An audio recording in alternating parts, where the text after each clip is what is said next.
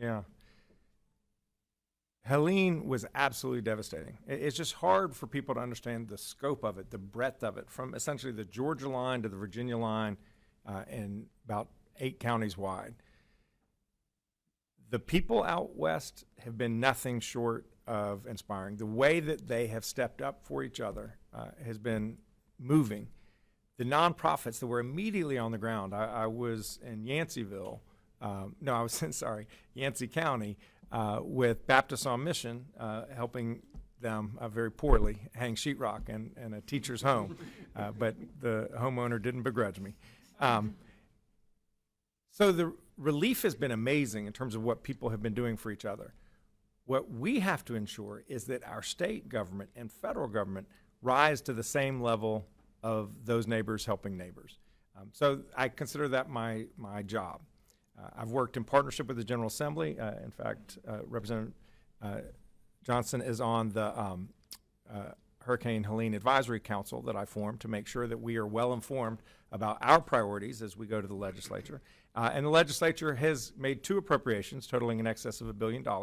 It is not everything that I've asked for, but it's meaningful. And so our obligation is to put those funds back into the community as effectively and quickly as we can. And that's what we're doing.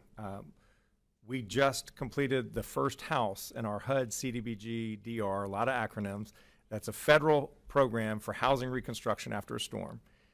We were the first state to get our plan submitted, the first state to have our plan approved, the first state affected by Helene to have finished a home.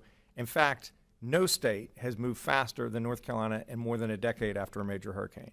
So folks are working incredibly hard. This is a marathon. The work will not be done in 2025. It will not be done in 2026. I'm sad to say it probably won't be done in 2027.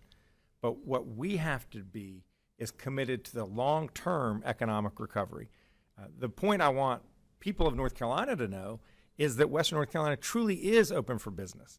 That does not mean that every business is open, but every community has businesses that are open and have their doors wide open, welcoming in customers, many of whom are tourists. It's a very tourist-dependent economy. And so if folks have the opportunity this fall to go look at some leaves, you'll encounter incredible beauty, but at the same time, you will be doing something concrete that helps Western North Carolina to get back on its feet. So we've got a long way to go, but we're making progress.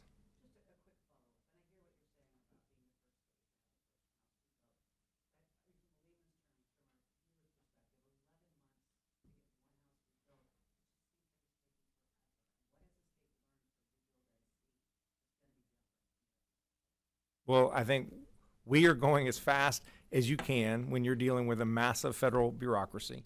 We had our plan finished probably in February, but the federal government had not even issued the guidance for what the plan had to include. So once that came out, we had to modify it. We submitted it as quickly as we possibly could, and then it takes some time for the federal government to approve the plan.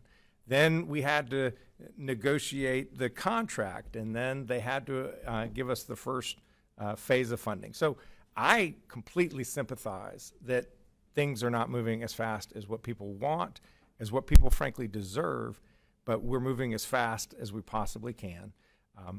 I do want to commend the many nonprofit partners who are out there, Habitat, Baptists on Mission, Samaritan's Purse. There are so many more that I'm not even including, that they have been out there for months doing incredible work. And the fact is they cannot get all of the work done themselves. The nonprofit sector is critical. Neighbors helping neighbors is critical. But when you have a scale of this disaster, a disaster of this scale, you need the federal government to step up. And frankly, that has been the biggest thing that's lacking. Not the money that was previously appropriated. We're working with the agencies, the Department of Agriculture, the Department of HUD, the Department of the EPA. Those monies that were previously appropriated are working its way through the system, and we are getting the monies out into the community. But where we are lacking is a meaningful federal appropriation. And so we need Congress and we need the administration to do a supplemental disaster appropriation. I have an $11.5 billion request before them today. We're going to be doing work over the next couple of weeks to refine that, to seek more federal support, which Western North Carolina desperately deserves. And what we're asking for is not unreasonable. What we want is for the federal government to care as much about Western North Carolina as they cared about Louisiana, as they cared about Puerto Rico, as they cared about New Jersey, states that experienced massive storms, but where the federal government provided 50, 60, 70% of the damages to help those places recover. So far, we're at about 8%.